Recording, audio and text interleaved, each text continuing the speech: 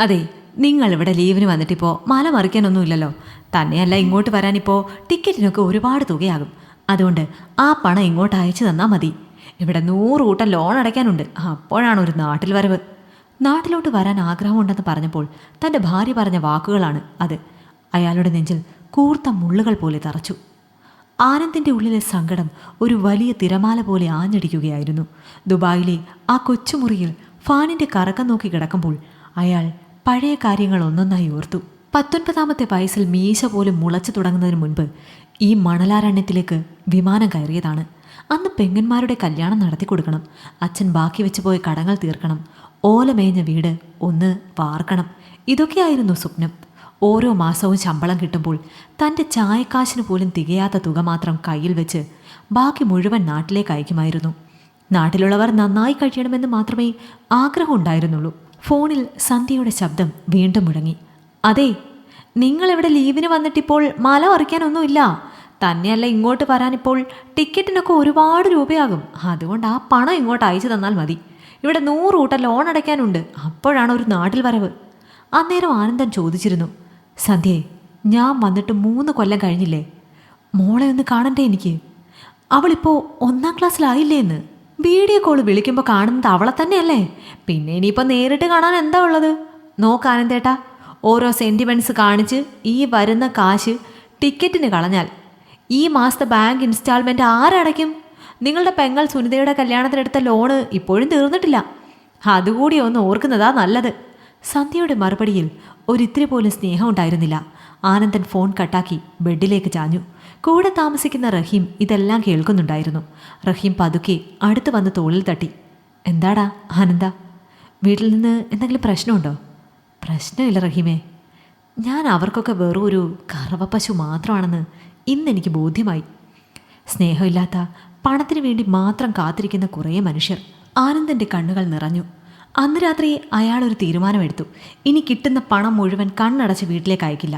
പിറ്റേ മാസം മുതൽ അയാൾ വീട്ടിലേക്ക് അയക്കുന്ന തുക പകുതിയാക്കി കുറച്ചു. സന്ധ്യ വിളിച്ചു ബഹളം വെച്ചു. ഇതെന്താ ഇത്ര കുറവ്? ബാക്കി പണം എവിടെ? ആനന്ദൻ ശാന്തനായി പറഞ്ഞു, ഇവിടെ കമ്പനിയിൽ പണി കുറവാ സന്ധ്യയെ. ഓവർ ടൈം ഒന്നുമില്ല, ഉള്ളതുകൊണ്ട് അഡ്ജസ്റ്റ് ചെയ്യേ. അങ്ങനെ കുറേ മാസങ്ങൾ അയാൾ രഹസ്യമായി തൻ്റെ അക്കൗണ്ടിൽ പണം സ്വരൂപിച്ചു. ആർക്കും ഒരു സൂചനയും നൽകാതെ ഒരു ദിവസം അയാൾ നാട്ടിലേക്ക് തിരിച്ചു. എയർപോർട്ടിൽ നിന്ന് നേരെ വീട്ടിലേക്ക് പോകാതെ തൻ്റെ ആത്മാർത്ഥ സുഹൃത്തായ വേണുവിൻ്റെ വീട്ടിലേക്കാണ് അയാൾ പോയത്. ആനന്ദ, നീ എന്താ ഈ കാണിക്കുന്നത്? വീട്ടിൽ പറയാതെ വന്നോ? വേണു അത്ഭുതപ്പെട്ടു. വേണു, എനിക്ക് ചില കാര്യങ്ങൾ നേരിട്ട് കാണണം. നീ എന്നെ ഒന്ന് സഹായിക്കണം. അടുത്ത ദിവസം വൈകുന്നേരം വേണുവിൻ്റെ ബൈക്കിന് പിന്നിലിരുന്ന് ആനന്ദൻ തൻ്റെ വീടിന് മുന്നിലൂടെ പോയി. കണ്ട കാഴ്ച അയാളെ ഞെട്ടിച്ചു. മുറ്റത്തൊരു പുത്തൻ കാറ് കിടക്കുന്നു.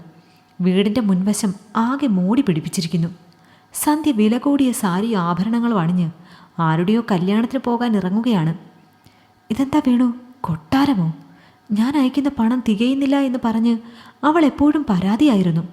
അതുകൊണ്ട് അവർ ഇവിടെ ഇത്രയും സൂക്ഷിച്ച് ജീവിക്കുകയാണ് എന്ന് ഞാൻ അറിഞ്ഞില്ല. നിനക്കറിയോ, ഒരസുഖം വന്നാൽ പോലും ഞാൻ ഡോക്ടറുടെ അരികിലേക്ക് പോകാറില്ല. പണം ചെലവാകുമല്ലോ എന്ന് പേടിച്ച്. അങ്ങനെ മുണ്ട് മുറുക്കി അയച്ചു കൊടുത്തതാണ്. നീയൊന്ന് നോക്ക് അവരുടെ ആഡംബരം. ആനന്ദൻ സങ്കടത്തോടെ പറഞ്ഞു. ആനന്ദ, നീ വിഡ്ഢിയാവുകയായിരുന്നു. നിന്റെ പെങ്ങന്മാർക്ക് നീ കൊടുത്ത പണമൊക്കെ വെച്ച് അവർ ഇവിടെ ബിസിനസ് തുടങ്ങുകയും വലിയ നിലയിലാവുകയും ചെയ്തു. അവർ നിന്നെ വിളിച്ച് പണമില്ലെന്ന് പറഞ്ഞ് കരയുന്നത് വെറും അഭിനയമായിരുന്നു. നിന്റെ ഭാര്യയും ഈ കൂട്ടത്തിലൊന്നും പിന്നിലല്ല. വേണു ദീർഘനിശ്വാസത്തോടെ പറഞ്ഞു. ആനന്ദൻ ഒന്നും മിണ്ടിയില്ല. അന്ന് രാത്രി അയാൾ വീട്ടിൽ കയറി ചെന്നു. തന്നെ കണ്ടപ്പോൾ സന്ധ്യയുടെ മുഖത്ത് സന്തോഷമല്ല, ഒരുതരം ഭയമാണ് കണ്ടത്. നിങ്ങളെന്താ പറയാതെ വന്നത്? വരാൻ ടിക്കറ്റിന് കാശ് എവിടുന്ന് കിട്ടി? അല്പം കഴിഞ്ഞപ്പോൾ പെങ്ങന്മാർ ഓരോരുത്തരായി എത്തി. ലതയും സുനിതയും ഗീതയും. അവർക്ക് ആർക്കും ആനന്ദൻ വന്നതിൽ ഒട്ടും താല്പര്യമില്ലായിരുന്നു. ഏട്ടാ, ഇപ്പം എന്തിനാ വന്നത്? ഞാനിപ്പം മോക്കൊരു സ്വർണ്ണമാല വാങ്ങാൻ ഏട്ടനോട് കാശ് ചോദിക്കാനിരിക്കുകയായിരുന്നു. ഈ ടിക്കറ്റ് എടുത്ത കാശുണ്ടെങ്കിൽ അത് നടക്കുമായിരുന്നു. ഗീത പരിഭവം പറഞ്ഞു. ആനന്ദൻ ചിരിച്ചു. എനിക്ക് അവിടെ പണി പോയി. ഇനി ഞാൻ നാട്ടിൽ നിൽക്കാൻ തീരുമാനിച്ചു. എൻ്റെ കയ്യിൽ ഇനി പണമൊന്നുമില്ല. അത് കേട്ടതോടെ എല്ലാവരുടെയും മട്ടുമാറി. അതെങ്ങനെ ശരിയാകും? പണിയില്ലാതെ ഇവിടെ ഇരുന്നാൽ ഞങ്ങളെങ്ങനെ ജീവിക്കും? സന്ധ്യ ഉറക്ക ചോദിച്ചു. അടുത്ത കുറച്ച് ദിവസങ്ങൾ ആനന്ദന് നരകതുല്യമായിരുന്നു. ആരും അയാളോട് നേരാവണ്ണം സംസാരിച്ചില്ല. ചോറിന് കറി വെക്കാൻ പോലും സന്ധ്യ മടി കാണിച്ചു. കാശ് തരുന്നവർക്ക് മാത്രമേ ഇവിടെ ആഹാരമുള്ളൂ എന്ന രീതിയിലായി അവളുടെ പെരുമാറ്റം. ഒരു ദിവസം ആനന്ദൻ തൻ്റെ ബാഗിൽ നിന്നും ഒരു പേപ്പർ കഷ്ണം പുറത്തെടുത്തു. ദുബായിൽ വെച്ച് അവസാന നിമിഷം എടുത്ത ഒരു ലോട്ടറി ടിക്കറ്റ് ആയിരുന്നു അത്. അയാൾ റഹീമിനെ വിളിച്ച് നമ്പർ നോക്കാൻ പറഞ്ഞു. ഫോണിൻ്റെ അപ്പുറത്ത് റഹീം അലറുകയായിരുന്നു.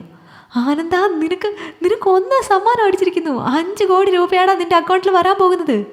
ആനന്ദൻ വിറയ്ക്കുന്ന കൈകളോടെ ഫോൺ വെച്ചു. പക്ഷേ ഈ വാർത്ത അയാൾ രഹസ്യമാക്കി വെച്ചു. അയാൾ വീട്ടുകാരെ ഒന്നുകൂടി പരീക്ഷിക്കാൻ തീരുമാനിച്ചു. എനിക്ക് തീരെ വയ്യ, ഡോക്ടറെ കാണണം, 1000 രൂപ വേണം. അയാൾ സന്ധ്യയോട് ചോദിച്ചു. എൻ്റെ കൈ കാശൊന്നുമില്ല, ആ പെങ്ങന്മാരോട് പോയി ചോദിക്ക്. അവൾ മുഖം തിരിച്ചു.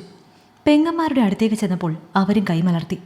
ഏട്ടാ, ഞങ്ങൾക്കിപ്പോൾ ഭയങ്കര ചിലവാ, ഏട്ടൻ വല്ല പണിക്കും പോയി നോക്ക്. അന്ന് വൈകുന്നേരം ആനന്ദൻ എല്ലാവരെയും ഹാളിലേക്ക് വിളിച്ചു. വക്കീലിനെയും കൂട്ടിയിരുന്നു.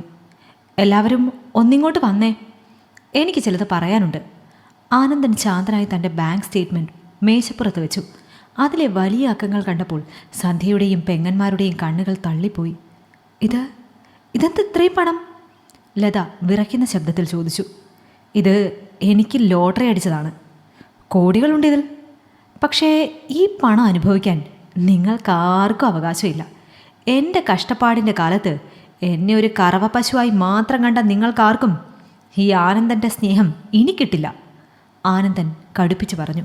ആനന്ദേട്ടാ, ഞാൻ പേടിച്ചിട്ട് പറഞ്ഞതല്ലേ, നമുക്ക് സന്തോഷമായി ജീവിക്കണ്ടേ? സന്ധ്യ പതുക്കെ അടുത്തു വന്നു. വേണ്ട സന്ധ്യേ, നിനക്ക് വേണ്ടത് പണമാണ്. അത് നിൻ്റെ അക്കൗണ്ടിൽ ഞാൻ കുറച്ചിട്ടുണ്ട്. മോൾക്ക് വേണ്ട കാര്യങ്ങൾ ഞാൻ നോക്കിക്കൊള്ളാം. പക്ഷേ ഇനി ഈ വീട്ടിൽ നിൻ്റെ കൂടെ കഴിയാൻ എനിക്ക് താല്പര്യമില്ല. ഈ വീടും പറമ്പും എൻ്റെ അധ്വാനമാണ്. പക്ഷേ എൻ്റെ കുഞ്ഞ് നിൻ്റെ കൂടെ ഉള്ളതുകൊണ്ട് ഇത് ഞാൻ നിനക്ക് ഔദാര്യമായി തരികയാണ്. നിൻ്റെ അക്കൗണ്ടിൽ ഞാനിട്ട പണം നിനക്കൊന്നിനും തികയില്ല. കാരണം നീ ആഡംബര ജീവിതമാണല്ലോ നയിക്കുന്നത്. അത് തീരുമ്പോൾ നീ എൻ്റെ വില മനസ്സിലാക്കും. കുഞ്ഞിൻ്റെ കാര്യം മാത്രം ഞാൻ നോക്കും, കുഞ്ഞിൻ്റെ കാര്യം മാത്രം. ഇനി എൻ്റെ സ്നേഹനിധികളായ പെങ്ങന്മാരുടെ തനി സ്വഭാവം ഞാൻ നേരിട്ട് കണ്ടു കഴിഞ്ഞു. നിങ്ങൾക്ക് എല്ലാവർക്കും ഇവിടുന്ന് പോകാം. അവർ അപേക്ഷിച്ചു, കരഞ്ഞു, കാലു പിടിച്ചു. പക്ഷെ ആനന്ദൻ കുലുങ്ങിയില്ല. വക്കീലിനെ ഏൽപ്പിച്ച് അയാൾ തൻ്റെ പെട്ടിയുമായി ഇറങ്ങി. കടൽ തീരത്ത് അയാൾ സ്വന്തമായൊരു ചെറിയ വീട് വാങ്ങി. അവിടെ അയാൾ സമാധാനത്തോടെ ജീവിക്കാൻ തുടങ്ങി. പണമില്ലാത്ത ആനന്ദനെ വേണ്ടാത്തവർക്ക് പണമുള്ള ആനന്ദനെയും ആവശ്യമില്ലെന്ന് അയാൾ ഉറപ്പിച്ചു. തൻ്റെ ജീവിതത്തിലെ ബാക്കി കാലം തനിക്ക് ഇഷ്ടമുള്ള രീതിയിൽ തന്നെ സ്നേഹിക്കുന്ന യഥാർത്ഥ സുഹൃത്തുക്കളോടൊപ്പം ജീവിക്കാൻ അയാൾ തീരുമാനിച്ചു.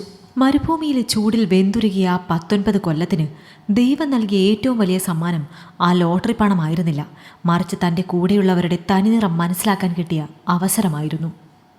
ഈ കഥ നിങ്ങൾക്കിഷ്ടമായെങ്കിൽ ലൈക്ക് ചെയ്യൂ. നിങ്ങളുടെ അഭിപ്രായങ്ങൾ കമന്റായി രേഖപ്പെടുത്തൂ. കൂടുതൽ കഥകൾ കേൾക്കാൻ ഈ ചാനൽ സബ്സ്ക്രൈബ് ചെയ്യൂ.